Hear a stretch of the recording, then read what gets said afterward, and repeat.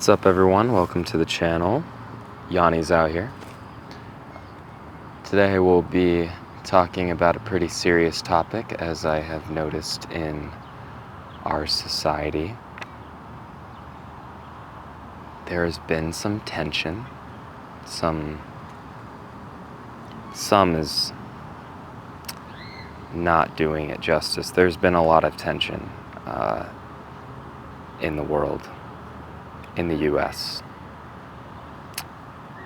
And I've been trying to make a lot of these YouTube videos and not uploading them. And a lot of that is because of that tension.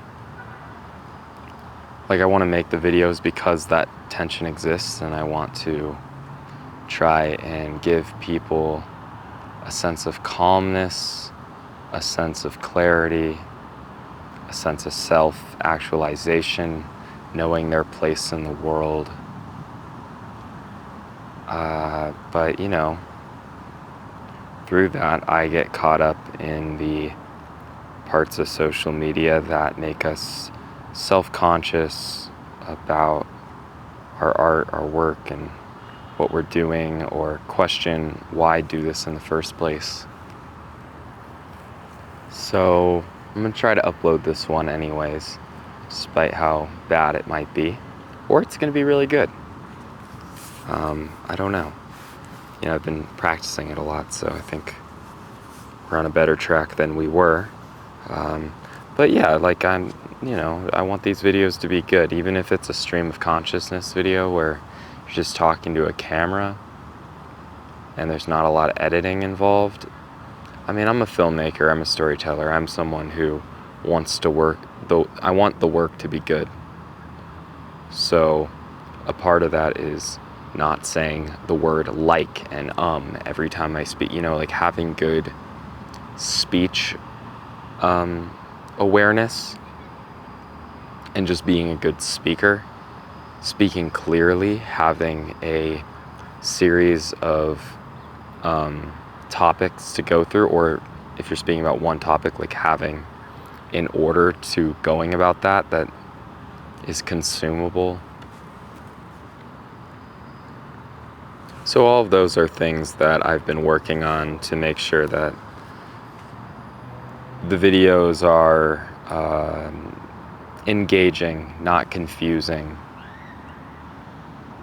I'm not begging for my audience's attention. It's not like that. I'm not going to have some super catchy intro and try to make people hold on for dear life for 45 minutes. I just want the audience to feel comfortable with me as a speaker and comfortable in the space that I've created without feeling,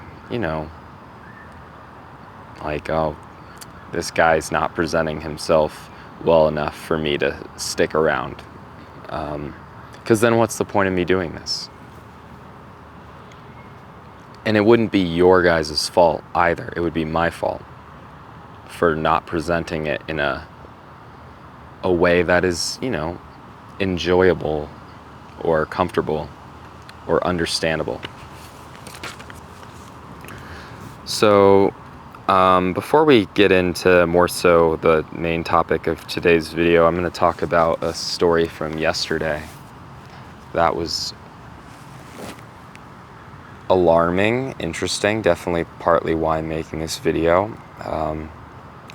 When I said in the beginning that there's a high amount of tension, I really felt that yesterday when I was at the post office. And the post office isn't a great place. I'm not going to act like these government institutions were ever great. It's just like the DMV or maybe getting like pharmaceuticals from a certain place. It's just like, it's slow, it's boring, no one wants to be there. You're there because you have to be. And all the employees are government employees. So they're not necessarily happy with their job or their lives, and they don't necessarily want to be there either. It's usually a place that already has had some tension spurring. But this time was a little different. So I was trying to get my passport renewed. So I went to one post office and I asked him how to like fill out all the paperwork and, you know, put it in the envelope right. Just make sure that like my passport actually got renewed. So he did all that for me, and he said, okay, go in line and, you know, get it mailed. And the line was really long. So knowing there was a post office like an 8-minute drive away, and knowing that I did not pay for parking at this particular place, I said, this line is going to be 40 minutes. I'm not paying for parking. I'm going to get a parking ticket if I try and do this here. So I went to the other place because I knew you didn't have to pay for parking at that post office. And the line was the same length, but I at least knew, hey, I'm not going to get a parking ticket standing in this line. So that was the only reason I switched post offices. I stand in line, and for me, presence is everything. For me, it doesn't matter where I am, why I'm there, how long it's going to take. I mean, you know, sometimes I get angsty and, you know, want things to pass by, but usually it's not for the reason of needing to get somewhere. It's usually because I'm just like unsatisfied with boredom. I feel like that's what we're all fighting, is boredom. So in the post office, and there's a 40-minute line, yeah, everyone's fighting this boredom of standing in line, and usually it doesn't take as long as it took yesterday, but there was only one employee working, and everyone in line was talking about how someone drove their car into another post office nearby. I guess we have like 3 or 4 post offices, and someone drove their car into one, so that one's closed. That one's getting rebuilt. So one less post office, only one person working, and I'm standing there trying to meditate in line. And inevitably, the tension that is going on in the world leaked into this room with a bunch of people who were fighting boredom. And someone goes, oh, of course this government institution is slow. Look who's running the country. And then another one's like, yep, never used to be like this before. And I would say there's like 12 people in line, and like 6 of them start immediately talking about Trump and how fucked it is. And, you know, a minute later, people are just like, someone's got to do something about this. Someone's got to stop him. And then, you know, another person's like, oh, yeah, I kind of liked Gavin Newsom before, but now I really like Gavin Newsom, and now everyone's talking about the protests. And it's like crazy, because nothing brought it up. Like, we were just standing in the post office. No one really like said something else before it got to this point. It was like we were standing there in boredom, all silent, and then within a minute we're shitting on Trump, we're talking about the protests, and we're talking about how fucked up the world is. It didn't take very long either. I had been standing in line for maybe 2 or 3 minutes. And then that, you know, this conversation goes on for a bit, and it's kind of depressing. No one really wants to be having it, but they're also battling boredom. It's like, well, if we're gonna talk about something, we're gonna talk about this, and we're gonna blame it on the fact that we're bored. And if we don't talk about it, we're gonna be bored, and that's the last thing we want. So, you know, they just kept talking about it, and I just stood there and listened. I didn't say anything. And then, you know, eventually the conversation dies down. Maybe 1 or 2 people have moved up in line. You know, it's the same situation. We're going to be here another 30 minutes, guys. And, you know, the next thing everyone does, goes on their phones, starts fake texting people just like as an excuse to not stand there and look at the ground. And I'm standing there looking at the ground, you know, I'm chilling. I was having a good time. I was working on my breath, doing some nice breathing exercises in line. And after people are tired of being on their phones for no reason, they bring it up again. Oh, well, if Trump really wants us to stand in line for this long, he might as well build a bar for us, start serving drinks. Isn't that what he wants? He wants money. He could make a lot of money doing this. And then an older woman's like, and he should get us some chairs too. Why are we standing here for so long? And it's like, oh, we're back at it. We're back at it. And this is essentially what I experienced the entire time in line, was just going back and forth between people not saying anything, being bored, going on their phones, not wanting to do that anymore, starting to complain about Trump, and the reason that they're bored is because of Trump, and then looking at what Trump's actually doing and then talking about those issues and complaining about that. And then someone would go, well, someone's got to do something. And then we go back to quiet again because no one knows what to say to that, because no one knows what to do. I'm just like, Jesus Christ, like, this is really, like, why can't we just stand here and not say anything and just, like, be cool with that? But human nature doesn't allow that for people that don't prioritize presence, which was nobody in that room. And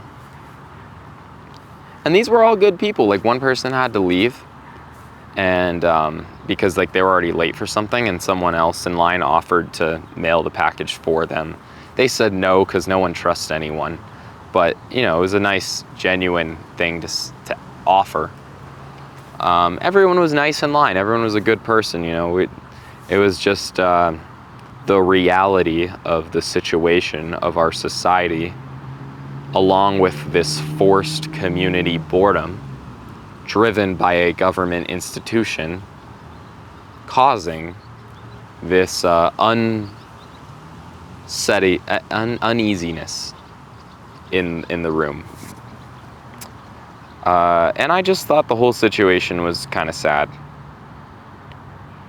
I had a good time meditating, though, when people weren't talking. When people were talking, I just listened to them, though, because, I mean, it was interesting conversation.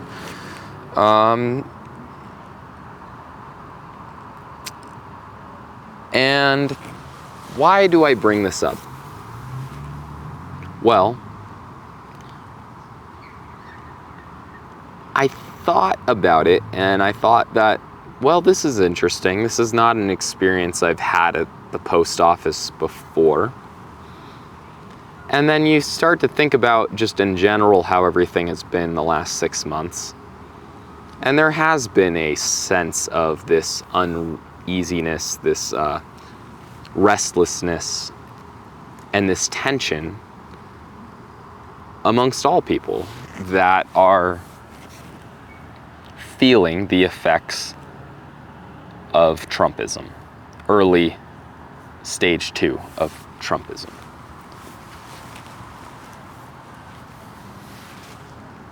And I am someone who thinks about the collapse of America a lot. I don't think this shit is gonna last. There's a lot of reasons for that. We were founded by people who were extremely racist and abused that power. This entire land was colonized and taken from people who really cared about the land. We don't give a fuck about the land at all. So nature doesn't have our back. The ancestors of this land do not have our back. Other countries fucking hate us, except Israel, and that's not good. And in general, the whole political debate system is a shit show. Most people think this is a shit show. But a lot of people still, with that being said, do not want the system to fall on itself. And the reason for that is because people are not prepared for the transition of society.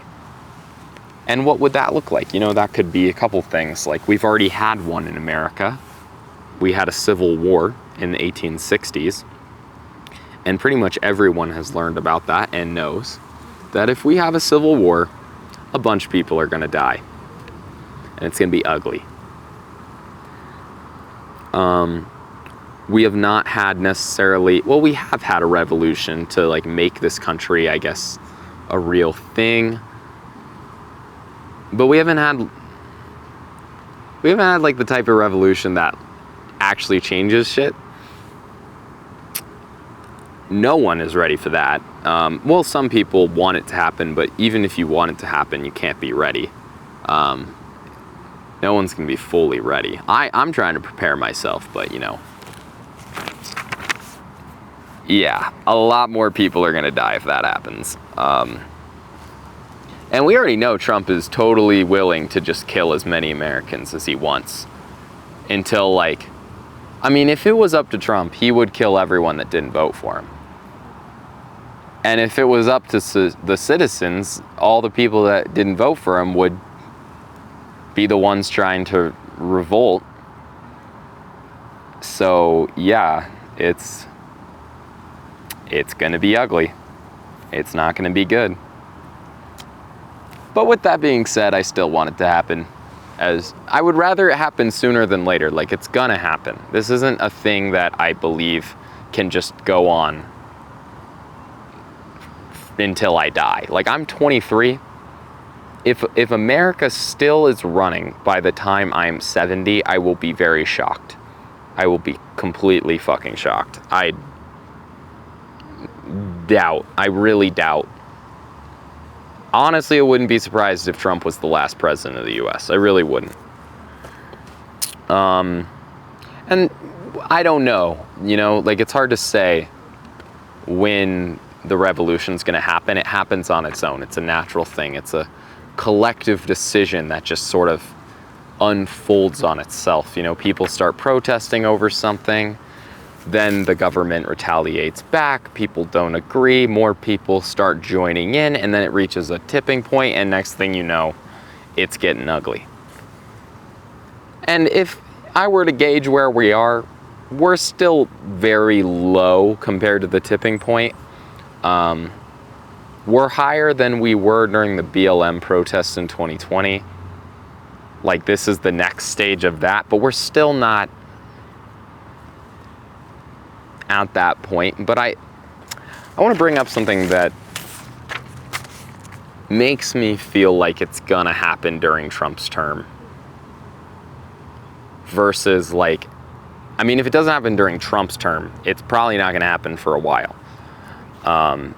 Because the only way you're gonna get a revolution is if you make people realize how fucked up everything is by just being extremely fucked up as a presidential leader, which Trump is doing by, you know, just, I mean, the reason I didn't want to vote for Trump and the whole reason, like, anytime someone said, why weren't you voting for Trump? I said, because I have friends that are undocumented and I do not want them to be thrown out of the country.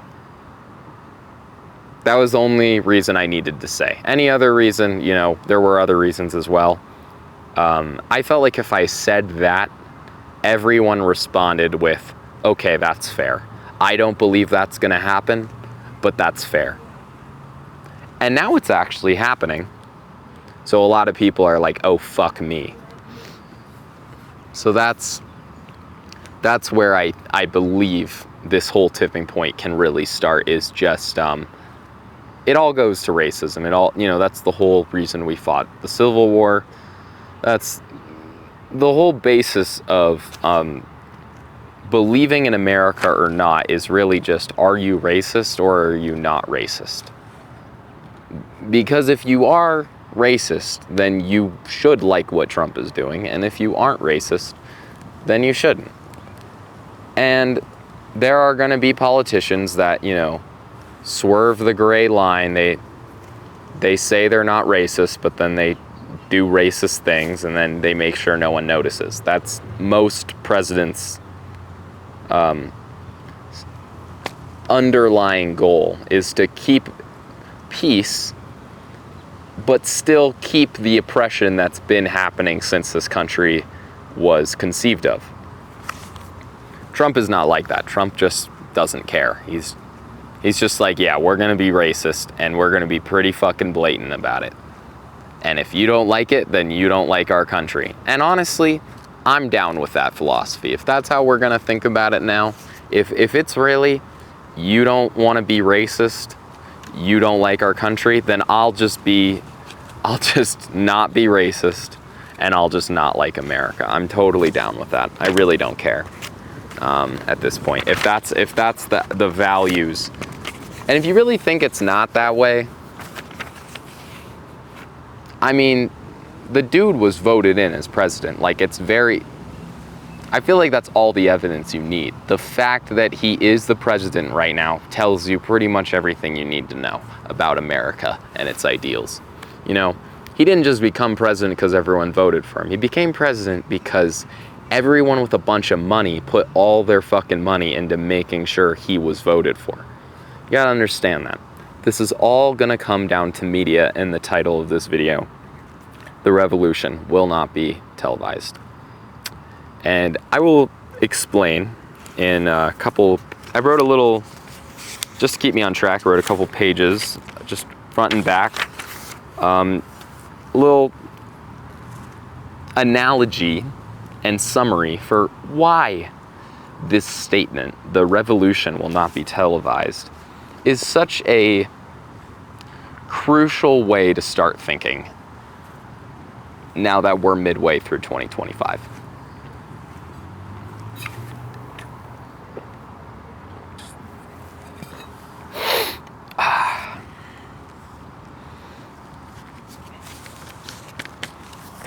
I think I first heard this saying like a week ago, and I was like, exactly. That is exactly.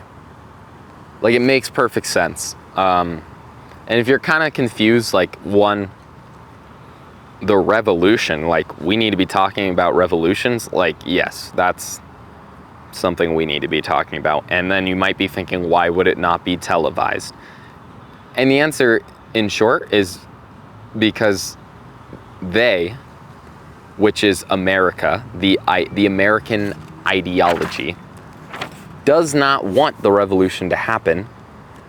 And if they televise it, people are going to see it happening and join in. And they don't want that. So it's never going to get televised if it happens. And it's nuts because most things that are like big protests, or just like groundbreaking societal changes are televised. But the fall of our nation itself, or the turnover to something else, that would not be televised, because there are 7 media companies. It's either 5 or 7 media companies in general that control all of our news outlets. And this is not talking about small independent news companies. I'm talking about Fox, CNN. I'm talking about the big boys, the monopolies of news. All of them support the American ideology, whether they're blue or they're red or moderate. It does not fucking matter. They support, in general, the same racist and oppressive ideologies that Trump does. It's just how they go about doing it is different. Some people, lean into the racist audience. Some people lean into the people that aren't racist and just try to, go around things. But they're just 2 genres of the same thing. And they're supporting this main American ideology. So The second that a bunch of people say, no, fuck this, we're not doing this anymore, they're not going to cover that, or they're going to try and frame it as something else. But it will not be, you will not be seeing like CNN headline, Anderson Cooper talking, well, today in California, 3 million people decided to not go to work today. And half of those people are out on the streets with signs saying, fuck America. Like, you're not going to see that. That would be a certain stage of the revolution. And by that point, it will not. No, they're not going to, they don't even want to show it. They're not going to show it. If they do show it, they're just going to convince more people to go out there. So, stupid on them if they do. Now, the only way it could be really televised is if one of these big companies just says, actually, yeah, I don't like America either. And then they turn against the other news companies and the whole agenda, which could happen. So, we won't take that out of the possibilities, but most likely I don't think it's going to get televised. And why I think the revolution is happening now is because I think because there's so many issues that have been pressuring people and causing this restlessness in America. There's so many different ones. There's so many groups that are being oppressed. You got to think about that. There's a whole LGBTQ movement. Then you have racial minorities, mostly Mexicans and African Americans, but really anyone that's not white can face this. Even white people can. If you live in a town that's predominantly white, but like 1% of those white people are Italians, you could be racially discriminated as an Italian. It's really just whoever's a minority gets fucked on. And then you include people with disabilities, you include people who are homeless, whatever group you want to name. You could say teenagers, you could say really anyone. You could make an argument for being a marginalized, discriminated, whatever, against the system you want to say. You could even argue that middle-class white men are the most vulnerable in the American system because there's so much pressure on them to succeed. And there are very high white male suicide rates for middle-class, middle-aged white men specifically. And it is believed that is because of the pressure that American society puts on them. So you could really say that everyone, except for people that are billionaires, are oppressed in America. You could really make the argument for each one. Now, people who are in one group don't say that. They don't think of it that way per se.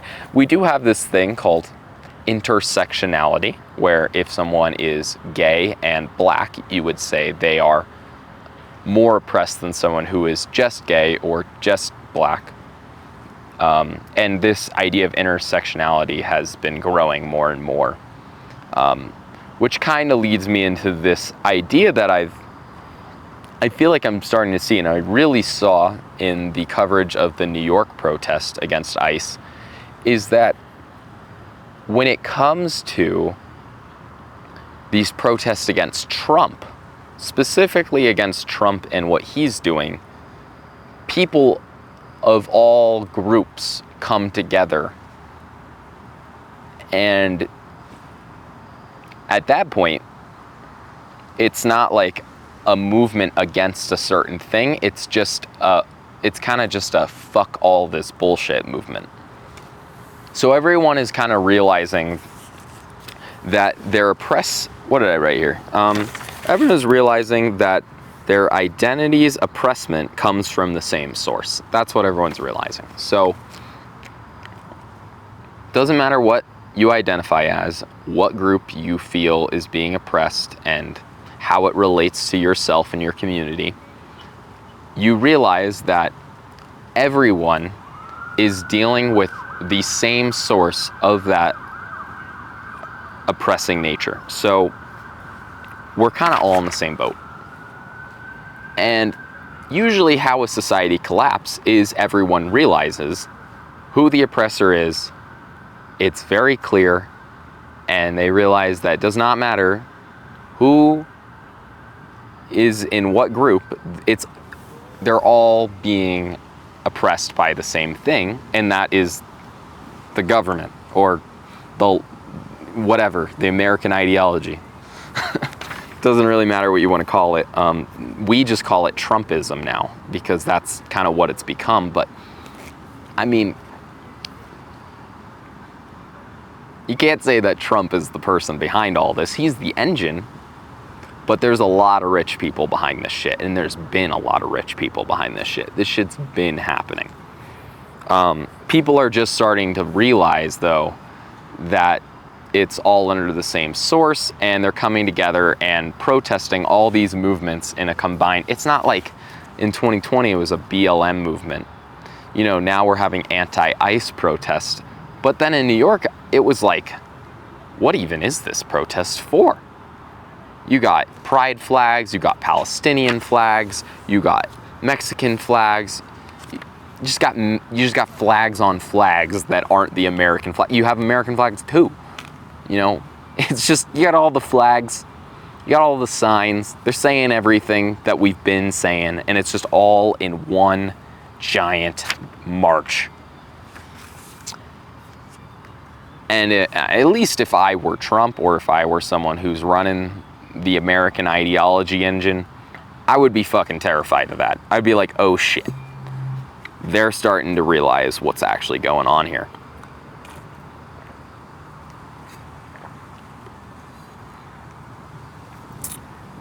So, in reality, they want us to think that the source is separate for each issue. They want you to think that if you're black, the reason you're suffering is different than the reason someone who is Mexican would be suffering. Even though they're being oppressed by the same thing, they want you to be on opposite sides of each other.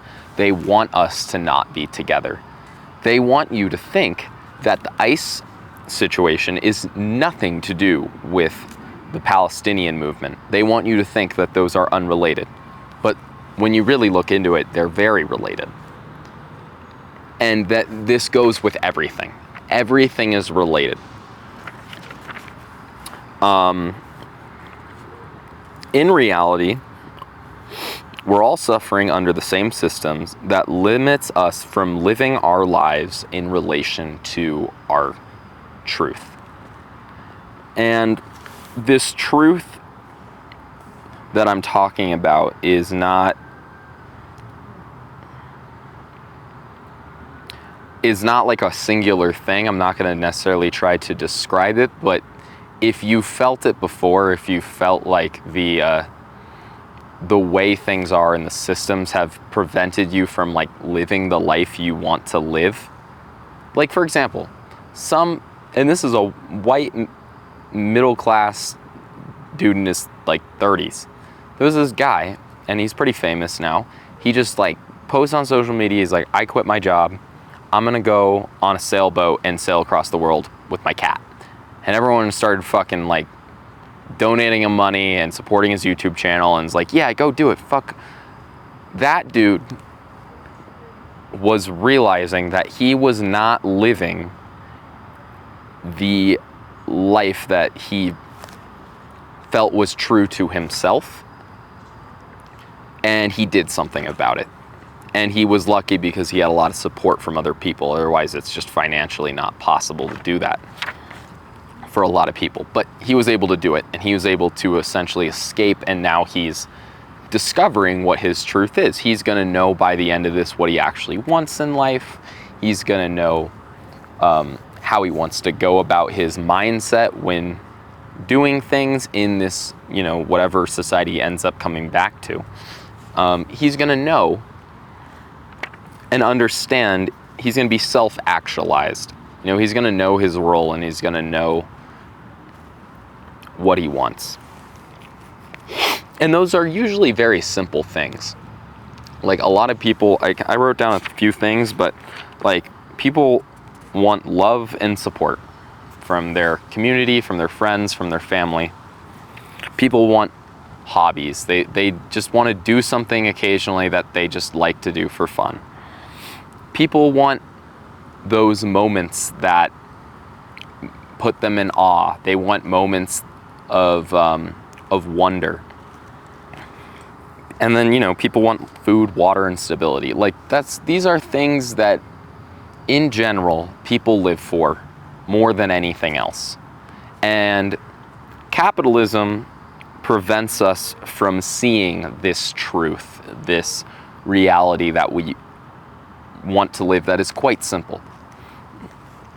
And it does that by complicating things and by messing things up, by disorienting us, providing us with distractions. Every time you watch a baseball game or a basketball game, what are you not thinking about? Well, you're not thinking about the ICE protests, you're thinking about a basketball game. Those are all distractions that keep us at bay, that keep us from seeing this truth. And the analogy I want to give is, think of it like everyone is living in a home. And when you live in a home, things just over time get messy. And then you have to clean the home in order to kind of gain that sense that you're there, and like that sense of peace, a sense of comfortability, a sense that like you actually like live there, and that things aren't going haywire.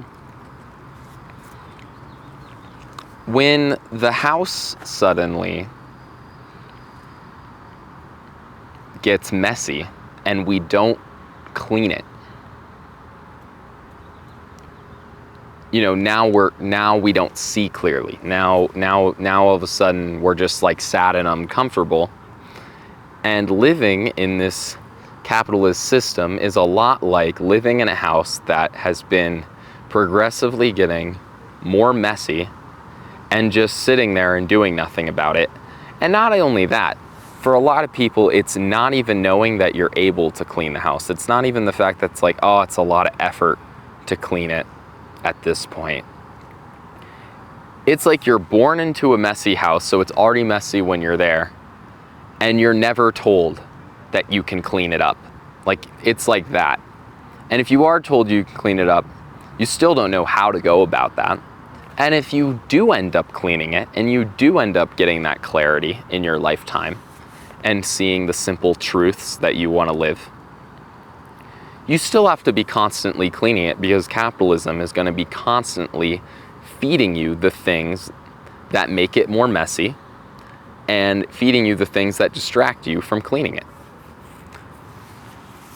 I hope that analogy makes sense. I thought about that this morning and I thought this was a good analogy. I think it's relatable. A lot of people live in a sheltered home, condo, apartment, house, whatever.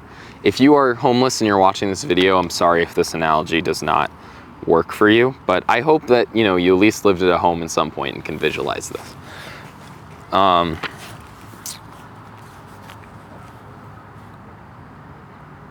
So yeah, the simple things become difficult to see when we are in the mess of capitalism. But in life, naturally, we do just want very simple, basic things. And all the commodities that you want to buy to become, flashy, all the things you see on social media that make you want to be someone else, all these things are just distractions from you living out your true life as you are, not someone else, just as you are. And it's preventing your community members from doing the same thing, and it's making the whole thing messy. So now let's see it differently, Now we think about not just ourselves, but we think about our community members and the fact that they're under the same thing. Get rid of the house analogy, or let's expand on the house analogy. No longer are we in a house, we are just all on Earth together. Earth is our home, right? And you can see the global economy and capitalism constantly making the Earth more messy. Now this becomes less of an analogy because this is actually happening. If you just in general look around the Earth, you will see that that is exactly what we are doing to it. It's a very real analogy. So, you know, let me find what I was talking about here.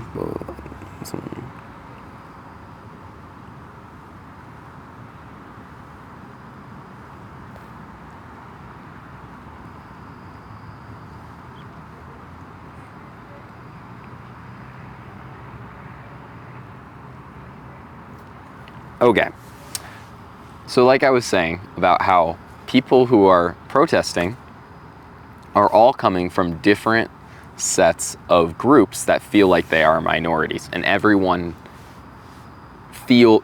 can really justify that they are a minority group in America as long as you're not a billionaire, which is not a lot of people. So all these people are coming together, and they've all for their whole lives been trying to clean their messy home.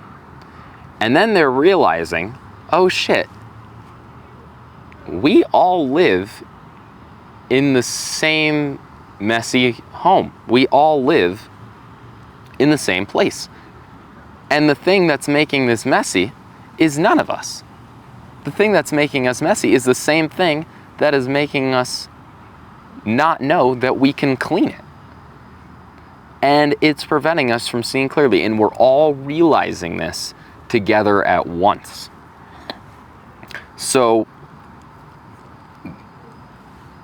now what happens when we all realize that? Well, we're probably gonna try and get together and stop the thing that is giving us this unclear mind. But this is why I say that I don't have a clear gauge of when like a revolution would happen.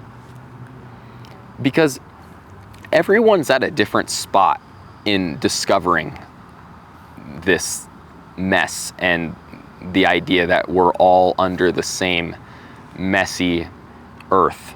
Like, everyone's in a different stage, and I don't know where everyone's at collectively, so it's hard to say if we're actually close to everyone realizing this, or if we're still very far. I would imagine we're like somewhere in the middle, but I don't know. I don't know.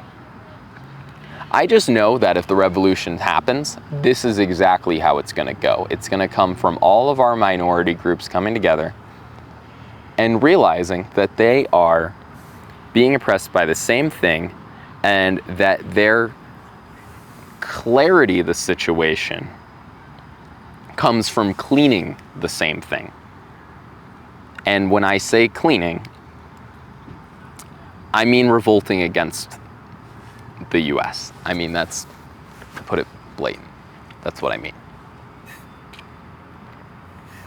You know, everyone on the internet's like, someone's gotta do it.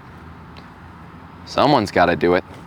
Yeah, I'm not under that mindset. I don't think anyone should do it. I think the longer that this man is around, now that he's here, you know, let's not kill anyone, one. You know, we don't need to, even if they're the worst person on the planet, maybe we don't kill them. But in general, you know, the longer this man's around, the more people are gonna realize exactly what I'm talking about in this video. The more people are gonna realize it. And the more people that are gonna realize it, the faster we get this shit over with. Because otherwise, we're just gonna be sitting here oppressed, pointing fingers at each other when we should be all pointing at the fucking sky.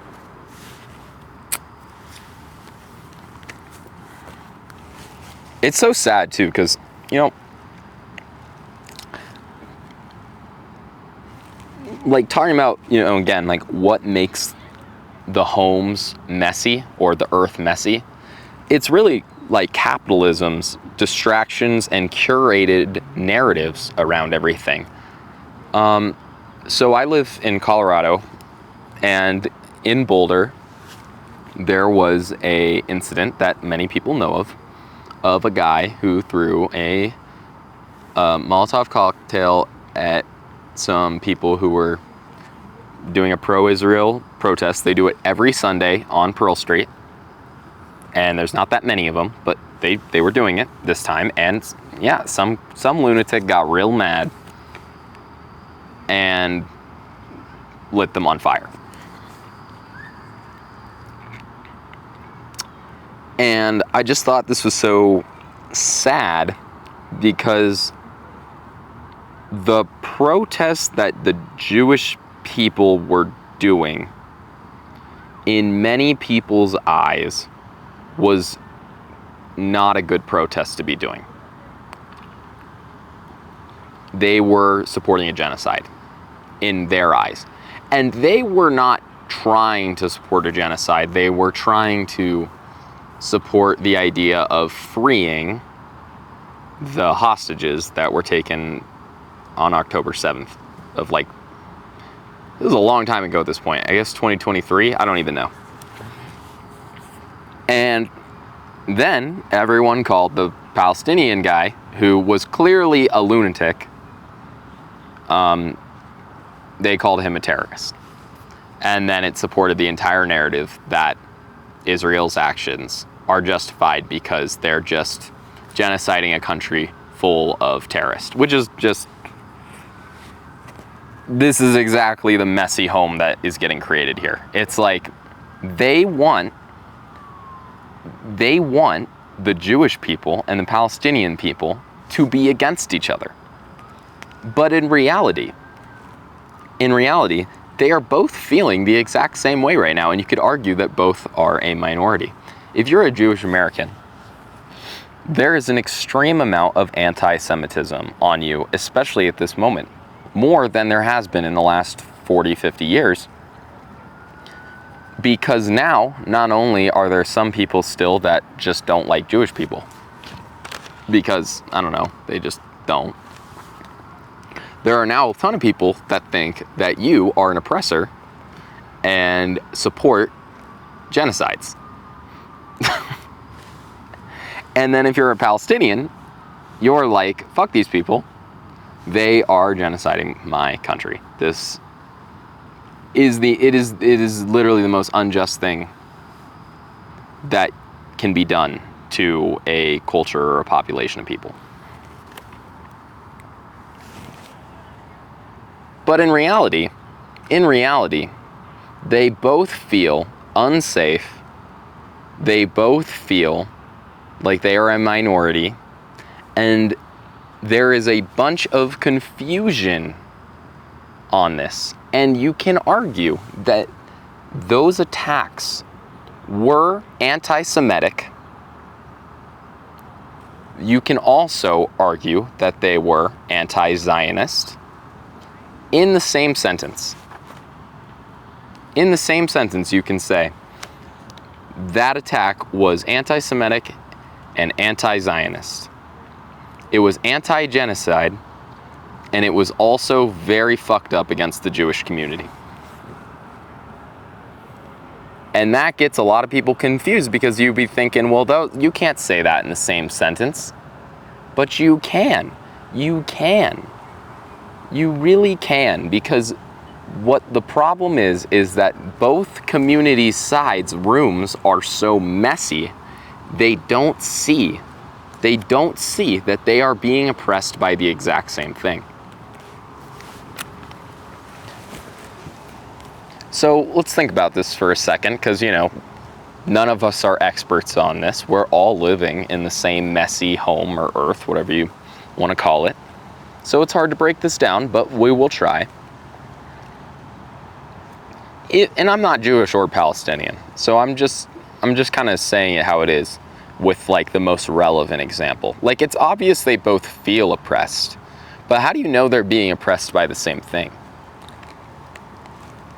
Well, if you think about the school system in Israel, its ties to America, the fact that we are funding the entire genocide, if you are Jewish, you are trained to believe that Jerusalem is a holy state. You are trained to believe that you have always been oppressed because of the Holocaust. And you are also told that your community is very good with money and controls much of the capital in the United States. So you know all these three things are true. Now, if you're Palestinian, you see yourself as a minority of not being white. You also see yourself as someone who is a victim to the current Holocaust, the current genocide happening right now. And you think that is because of Israel. So then you put that blame on Jewish people. But then you think about the fact that America is funding Israel. Loud siren. Think about the fact that America is funding Israel. They are causing this whole engine to happen in the first place. And then if you're Jewish, that attack happened on you, not because a Palestinian was a terrorist. It happened because they confused a Palestinian into thinking that you were committing a genocide on them, when that is not the reality of the situation. The reality of the situation is that America is doing the genocide and framing you as the person that is doing that genocide. You are being actively framed and actively propagandized by the Israeli and US government. And that is simply why the attack took place, because someone on the other side of things had also lost sight in the mess in their house created by capitalism and took it out on a few protesters that were being very peaceful, just trying to support their culture and their community.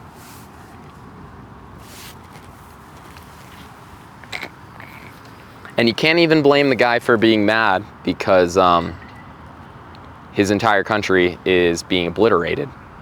But he does not realize that it's America, not those people who are protesting. And those people that are protesting, they see it as anti-Semitism. But the truth is, that would not have fucking happened if America was not funding the genocide taking place. When you really think about it, it is just the American ideology that is causing this feud. And both people feel oppressed, and they both think it's for different reasons when it's really the exact same thing. And you can make these same connections with the ICE protests in Palestine, because Trump wants us to think that just all people of color that are not from America are bad people. So if we make Palestinians look bad and we call that guy a terrorist, now that gives us more excuse to arrest undocumented immigrants. It all connects. Everyone is in the same boat. You can keep drawing this line. We're all under the same earth, and we're all in the same mess together. And the media just wants to confuse you and separate you and think that the mess that they're creating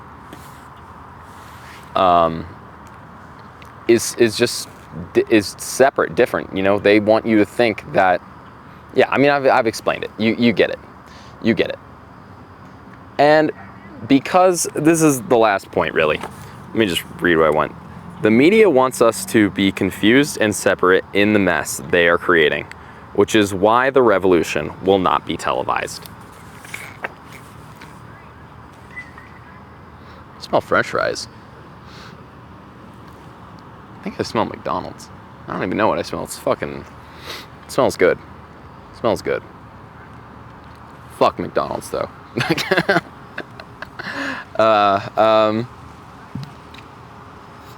McDonald's is a big drive of the American ideology. I should get some food, though. Yeah, I think that's it for the video, though. I think you guys get it now. They're not gonna televise and support in the media the revolution, because that means they're not separating us. That means they're bringing us together. They're showing that we're all oppressed by the same thing. They're never gonna wanna show us that. We're gonna have to find out on our own. We're gonna have to find out. You know, we have social media as a platform. There's a reason I'm making this and posting it to YouTube. You know, we have our own independent platforms. We can spread the word. We can make this known without news companies manipulating us. And in fact, I'm seeing it right now. More and more people know that the protests are peaceful, and the news is just trying to frame it as usual, as if we're causing the violence and we're the reason that there's like National Guard troops and Marines in LA right now. We're not fucking stupid anymore. We've seen this game before. We know you're gonna play different games. Well, at least the ones that have cleaned their house, the ones that see through the mess. And we're gonna help more people clean their own messes, and we're gonna all realize that we're in this mess together, and we're gonna do something about it. And that's the revolution. That's what it's all about. And we're very aware that it will not be televised, and we do not give a shit. That's not gonna stop us. We don't need it to be televised. We really don't. So yeah, that's this video. I thought it was important to make. I think I did a pretty good job of not saying likes and ums, and don't think there were too many pauses or rants in the wrong direction. Maybe a couple times where I had to regather myself, but I thought, you know, if you're interested in the title and you want to hear what I'm saying, you hopefully made it through it all. And yeah, hopefully this makes it to you. Once it's on YouTube, it's real, you know, like, but I am really done with the bullshit. Like, I used to be kind of like, oh, I don't know if I want to talk about revolution talk. It's kind of scary, and, you know, people don't really want to hear that. Yeah, who gives a fuck, actually? Who gives a fuck? Doesn't matter. We're gonna get there anyways. Might as well just get there now. Get it over with.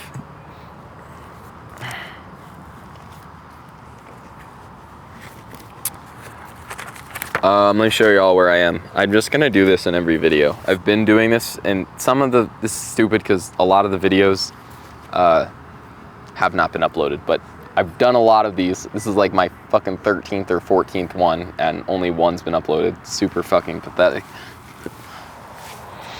But let me show y'all where I am.